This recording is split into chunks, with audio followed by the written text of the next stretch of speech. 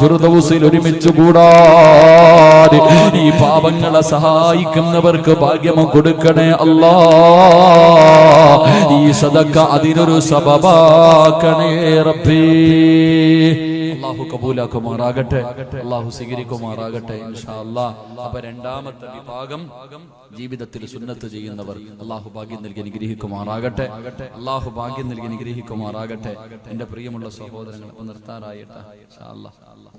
അൽഹംദുലില്ലാഹ് 11:15 11:30 നിർത്താമെന്ന് പറഞ്ഞു. വാക്ക് പറഞ്ഞാൽ പാലിക്കണം, വാക്കു പറഞ്ഞാൽ പാലിക്കണം. പാലിച്ചില്ലെങ്കിൽ വലിയ പ്രയാസമാണ്. അല്ലാഹു നമുക്ക് വാക്കു പാലിക്കാൻ ഭാഗ്യം നൽകി അനുഗ്രഹിക്കുമാറാകട്ടെ. ദുആ ചെയ്തൂടെ? ദുആ ചെയ്തൂടെ? നിങ്ങൾ ഇരുന്ന ഒരു ഇത്തിരി നേരം കൂടെ പറയില്ലെങ്കിൽ ഞാൻ ദുആ ചെയ്യും. എന്ത് വേണം? മണിയർ രഹസ്യമൊന്നും അല്ലല്ലോ.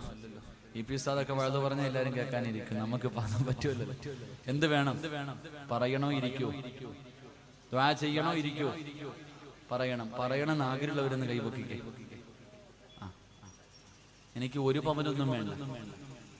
പെൺകുട്ടികളെ കെട്ടിക്കാൻ 1 പവനൊന്നും വേണ്ട.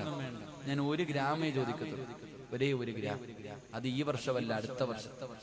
അടുത്ത വർഷം അറൂസിൽ അൽഹംദുലില്ലാഹ് പെൺകുട്ടികളുടെ വിവാഹം നടക്കുന്ന സമയത്ത് നിങ്ങളെ കൊണ്ട് കഴിയുന്നത് കൊടുക്കണം. ഞാൻ അത് ചോദിക്കുമ്പോൾ ഇതുപോലെ പൊക്കണം. അല്ലാഹു ബർക്കത്ത് ചെയ്യുമാറാകട്ടെ, അല്ലാഹു ബർക്കത്ത് ചെയ്യുമാറാകട്ടെ. പൈസയുടെ കാര്യം പറയുമ്പോ ഇല്ല, എന്റെ ചങ്ങായിമാരെ എല്ലാരും പറയുന്നൊരു മറുപടി ഉണ്ട്. നിങ്ങൾ സ്വന്തം ശാപം വലിച്ചു വെക്കണവരാ പലരും. നിങ്ങളുടെ ജീവിതത്തിന്റെ നാശം നിങ്ങൾ തന്നെയാ, വേറെ ആരെയും കുറ്റപ്പെടുത്തണ്ട. എല്ലാവരോടും ചോദിക്കും പൈസയുണ്ടോ? ഇല്ല ഉസ്താദെ. കൈ വെച്ചിട്ട് പറയില്ല. നോട്ട് നിരോധനം വന്നു, ആകെ ഒന്നുമില്ല. ആരാ പറഞ്ഞ? എല്ലാ എണ്ണത്തിന്റെ കയ്യിലും ലക്ഷങ്ങൾ ഇരിപ്പുണ്ട്. 2000-ന്റെ നോട്ട് മോഡി സാറ് നിർത്തി, ബാങ്കിലോട്ട് പോകുന്നൊന്നും തിരിച്ചു വരുന്നില്ല. അത് കാരണം ഇപ്പൊ വീട്ടിൽ വെച്ചിരിക്കുക. നേരത്തെ 500-ന്റെ 1000-ന്റെ ഒക്കെ കെട്ടുകണക്കിന് വെക്കണമായിരുന്നു. ഇപ്പൊ എളുപ്പ വഴിയാ, ഇത്തിരി വെച്ചാൽ മതി. വെക്കാൻ നല്ല സ്ഥലവാ.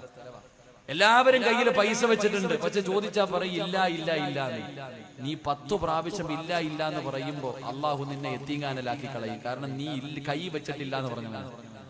ഒരുപാട് പ്രാവശ്യം കയ്യിൽ വെച്ചിട്ട് ഇല്ല ഇല്ല ഇല്ല എന്ന് കള്ളം പറഞ്ഞു.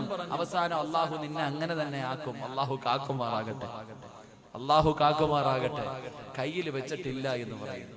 കൊടുക്കാൻ മനസ്സില്ലെങ്കിൽ മനസ്സില്ല എന്ന് പറയണം. ഞാൻ തരൂല, അതിലാണത്തുണ്ട്. വീട്ടിൽ ഒരാൾ വന്നു, ഞാൻ തരൂല, എന്റെ കയ്യിലുണ്ട്, അതിലൊരു മര്യാദയുണ്ട്. അല്ലെങ്കിൽ കൊടുക്കുക. വെച്ചിട്ടില്ല എന്ന് പറഞ്ഞാൽ എത്ര പാപം വരിക്കണേ. കൈ വെച്ചിട്ട് കള്ളം പറഞ്ഞ പാപം കൂടെ. കള്ളം പറഞ്ഞാൽ കിട്ടുന്ന പ്രതിഫലം എന്തേ? കള്ളം പറയുന്നവന് കിട്ടുന്ന പ്രതിഫലം എന്തേ? നാളെ അവന്റെ തല പട്ടിയുടെ തലയും കഴുതയുടെ രൂപവുമാണെന്ന് നബി മുഹമ്മദ് മുസ്തഫ. കള്ളം പറയരുതെന്ന് പറഞ്ഞാൽ എങ്ങനെയാ ചിന്തിച്ച്? അള്ളാഹുവിന്റെ പ്രവാചകൻ സല്ലല്ലാഹു അലൈഹി വസല്ലം തങ്ങൾ നടന്നു പോകുമ്പോ സഫിയ റളിയല്ലാഹു തആല അൻഹ തന്റെ മകനോട് വിളിച്ചു, മോനെ ഈ വാടാ, ഒരു സമ്മാനം തരാം. ഒരു പെണ്ണ് തന്റെ മകൻ വെളിയിൽ കളിച്ചോണ്ടിരിക്കണ, എത്ര വിളിച്ചിട്ടും വരുന്നില്ല. അവനെ വിളിച്ചു, വാടാ മോനെ, ഒരു സമ്മാനം തരാം. ചെറുക്കൻ ഓടി വീടിനകത്ത് കയറി വന്നു. അള്ളാഹുവിന്റെ പ്രവാചകൻ ചോദിച്ചു, എന്തെങ്കിലും കൊടുക്കാനാണോ വിളിച്ചത്? ഇല്ല നബിയെ, ഒരുപാട് നേരം വിളിച്ചിട്ടും വരുന്നില്ല, അപ്പോ അതുകൊണ്ട് വിളിച്ചതാ. കൊടുക്കാൻ വല്ലതും ഉണ്ടോ? ഒരു കാരക്കയുണ്ട് നബിയെ. അള്ളാന്റെ റസൂല് പറഞ്ഞു, അതുകൂടെ ഇല്ലായിരുന്നെങ്കിൽ കള്ളം പറഞ്ഞ പാവം അള്ളാഹു നിനക്ക് എഴുതുമെന്ന് നബി മുഹമ്മദ് മുസ്തഫ. നമ്മള് മക്കളോട് പറയും, എടാ മോനെ അത് മേടിച്ചേരാ, ഇത് മേടിച്ചേരാ, അങ്ങനെ മേടിച്ചേരാ, എങ്ങനെ മേടിച്ചേരാ. മോനെ ഫോൺ വിളിക്കുമ്പോ വീട്ടിൽ പിരിവുകാരോ വന്നാ വാപ്പ ഇല്ലാന്ന് നീ തന്നെ പറഞ്ഞേക്കണേ. ഉറച്ചനമ്മ പറയാ, വാപ്പ വീടിനകത്തിരിക്കും.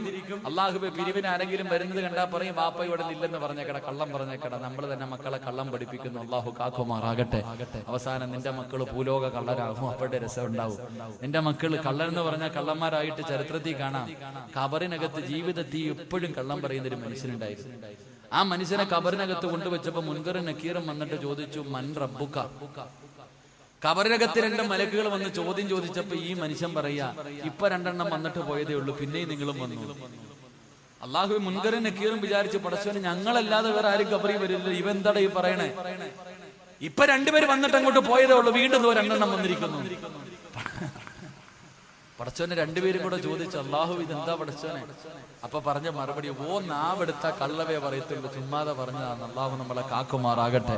ഇങ്ങനെ ബസ്സിൽ കയറുമ്പോ ടിക്കറ്റ് എടുക്കാൻ വന്ന് ചോദിക്കും, ടിക്കറ്റ് ഇല്ല, 1 മതി. കുട്ടി, അള്ളാഹു അവന് 2.5 വയസ്സായി. പെണ്ണ് കെട്ടാറായി സ്കൂളിൽ പഠിക്കുന്ന മക്കള്. പടച്ചോനെ ഞാൻ ഇങ്ങനെ യാത്ര ചെയ്യുമ്പോ ഒരു അത്ഭുതം തോന്നി. ടിക്കറ്റ് എടുക്കുന്ന ആള് വന്നിട്ട് ചോദിച്ചു, കുട്ടി ഇല്ല, കുഞ്ഞിന് വയസ്സായില്ല. അപ്പൊ അവൻ അയാൾ ചോദിച്ചു, മോനെ നിനക്ക് എത്രാം ക്ലാസ്സിലാണ് പഠിക്കണേ? ഞാൻ 4ാം ക്ലാസ് ക്ലാസ്സിലാണ് പഠിക്കുന്നത്, കുറച്ചേനെ കഴിഞ്ഞില്ലേ. ഇതാ നമ്മുടെ അവസ്ഥ. അള്ളാഹു നമ്മളെ കാക്കുമാറാകട്ടെ.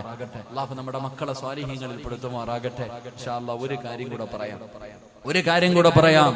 അല്ലാഹുവിന്റെ പ്രവാചകൻ സല്ലല്ലാഹു അലൈഹി വസല്ലമ തങ്ങൾ പറയുകയാണ്, എന്റെ പ്രിയമുള്ള ചെറുപ്പക്കാരാ, എന്റെ പ്രിയപ്പെട്ട പെങ്ങളെ, അല്ലാഹുവിന്റെ പ്രവാചകൻ സല്ലല്ലാഹു അലൈഹി വസല്ലമ തങ്ങൾ പറയുകയാ, ജന്നാത്തുൽ ഫിർദൗസ് എന്ന സ്വർഗ്ഗം വേണോ?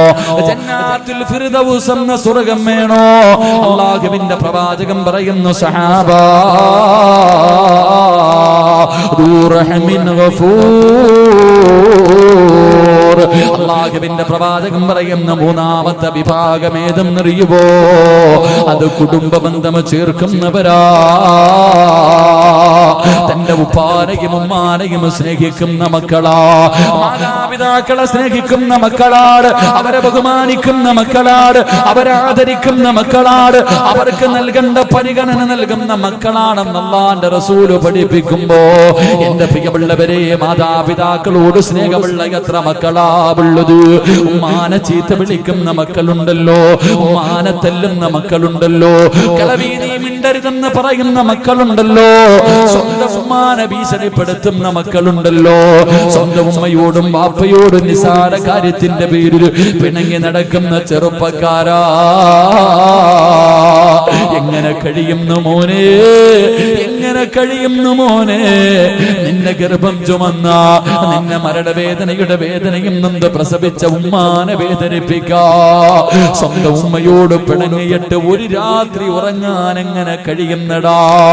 എന്റെ പ്രിയപ്പെട്ട ചെറുപ്പക്കാരാ, വേണ്ട മോരെ, ഉമ്മാന്റെ മനസ്സ് വേദനിപ്പിക്കല്ലേ, ഉമ്മാന്റെ കണ്ണുനീര് വാങ്ങിവെക്കല്ലേ. അല്ലാഹുവിന്റെ റസൂല് പറഞ്ഞു, ഉമ്മായുടെ മനസ്സ് വേദനിപ്പിക്കുന്നവൻ അല്ലാഹു കൊടുക്കുന്നത് ദുനിയാവിൽ വെച്ച് തന്നെയാ.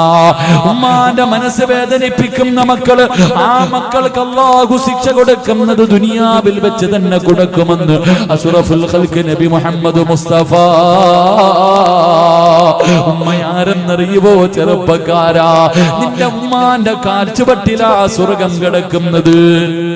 നിന്റെ ഉമ്മയുടെ കാൽച്ചുവട്ടിലാണ്. അല്ലാഹുവിന്റെ റസൂലിന്റെ മുന്നിൽ ഒരു സഹാബി ചെന്നു, യാ റസൂലല്ലാഹ്, എനിക്ക് ഏറ്റവും കൂടുതൽ ബാധ്യത ആരോടാ നബിയേ? നിന്റെ ഉമ്മയോടാ, നിന്റെ ഉമ്മയോടാ, നിന്റെ ഉമ്മയോടാ. 3 പ്രാവശ്യം ഉമ്മ എന്നാ പറഞ്ഞത്, 4മതാണ് വാപ്പയുടെ പേര് പറഞ്ഞത്. കാരണം എന്ത്? ഗർഭം ചുമന്നതു 10 മാസം തള്ളയാ, പ്രസവിച്ച വേദന തിന്നതും അവർ തന്നെയാ, പാലൂട്ടി നിന്നെ വളർത്തലും അവരാണ്. ഈ 3 കാര്യം ഉപ്പയിൽ ഒഴിവാട്. ഗർഭം ചുമന്നത് ഉമ്മയാട്, നൊന്ത് പ്രസവിച്ചത് ഉമ്മയാട്, പാല് തന്നത് ഉമ്മയാട്. പടച്ചവനെ, നിന്റെ പ്രിയപ്പെട്ട ഉമ്മാനെ കുറിച്ച് നീ എപ്പോഴെങ്കിലും ഒന്ന് ചിന്തിക്കാറുണ്ടോ? നിന്റെ ഗർഭം ചുമന്ന സമയത്ത് അല്ലാഹുവേ, ആരെങ്കിലും ഒരു മനുഷ്യർ നിന്റെ തോളിലേക്ക് കൈയൊന്നെടുത്ത് വെച്ചാ ഒരു 10 മിനിറ്റ് കഴിയുമ്പോ നീ പറയും, എന്റെ തോളിൽ നിന്ന് കൈയെടുക്കാ. നിനക്കത് ഇഷ്ടപ്പെടൂല. 9.5 മാസം നിന്റെ ഉമ്മ വയറ്റത്ത് ചുമന്നുകൊണ്ട് നടന്നു മോര്. ഒന്ന് നല്ല ഭക്ഷണം കഴിക്കാൻ എല്ലാവരും കല്യാണത്തിന് പോകും, ഉമ്മയ്ക്ക് പോകാൻ കഴിയുന്നില്ല, ഉമ്മയ്ക്ക് വയറ് നിറച്ച് ഭക്ഷണം കഴിക്കാൻ കഴിയുന്നില്ല, ഒന്ന് നല്ലതുപോലെ നടക്കാൻ കഴിയുന്നില്ല, ഒന്ന് തിരിഞ്ഞു മറിഞ്ഞ് കിടക്കാൻ കഴിയുന്നില്ല. കാരണം ഉമ്മാന്റെ വയറ്റിൽ നീ കടന്നത് കൊണ്ടാ പൊന്നുപോര്. എന്നിട്ട് നിന്നെ പ്രസവിച്ച അപ്പ എത്തെല്ലാ വേദന സഹിച്ചു പോര്. നിന്റെ ഉമ്മ എത്ര കരഞ്ഞിട്ടുണ്ടാകും, പ്രസവിക്കുന്ന സമയത്ത് നിന്റെ ഉമ്മ എത്ര വിളിച്ചു കൂവിയിട്ടുണ്ടാകും. ചെറുപ്പക്കാരാ, ആ മരണവേദന സഹിച്ചത് നിന്റെ ഉമ്മയാ മോനെ. പട്ടിണിയാണെങ്കിലും എഴുന്നേക്കാൻ വയ്യാതെ കിടക്കുമ്പോഴും നീ ഒന്ന് കരഞ്ഞാൽ ഓടി വന്ന് കോരിയെടുത്തത് നിന്റെ ഉമ്മയാ മോനെ. നിന്റെ മൂത്രവും കാഷ്ടവും എല്ലാം വാരിയതവരല്ലേ. ഇന്ന് നീ കൊട്ടാരം പോലെ ഒരു വീട് വെച്ചപ്പോ നിന്റെ ഉമ്മ അതിനകത്തൊന്ന് കാർക്കിച്ച് തുപ്പിയാ നിനക്ക് കഴിയില്ലല്ലോ. നിനക്ക് പണം കിട്ടിയപ്പോ, നിനക്കൊരു നല്ല പെണ്ണിനെ കിട്ടിയപ്പോ, ആ ഉമ്മയുടെ ദുആ കൊണ്ട് റബ്ബ് നിനക്കൊരു അനുഗ്രഹം തന്നപ്പോ നിന്റെ ഉമ്മ നിനക്ക് അധികം പറ്റായല്ലോടാ മനുഷ്യ, എങ്ങനെ കഴിയുന്നടാ? അല്ലാഹുവിന്റെ റസൂല് പറഞ്ഞു, ഉമ്മയുടെ മനസ്സ് വേദനിപ്പിക്കരുത്, ഉമ്മയുടെ മനസ്സ് വേദനിപ്പിക്കരുത്. വാപ്പയ്ക്ക് പ്രതിഫലമില്ലെന്നല്ല, ഉമ്മയുടെ കാൽച്ചുവട്ടിലാ സ്വർഗം, ഉമ്മാന്റെ കാൽച്ചുവട്ടിലാ സ്വർഗം.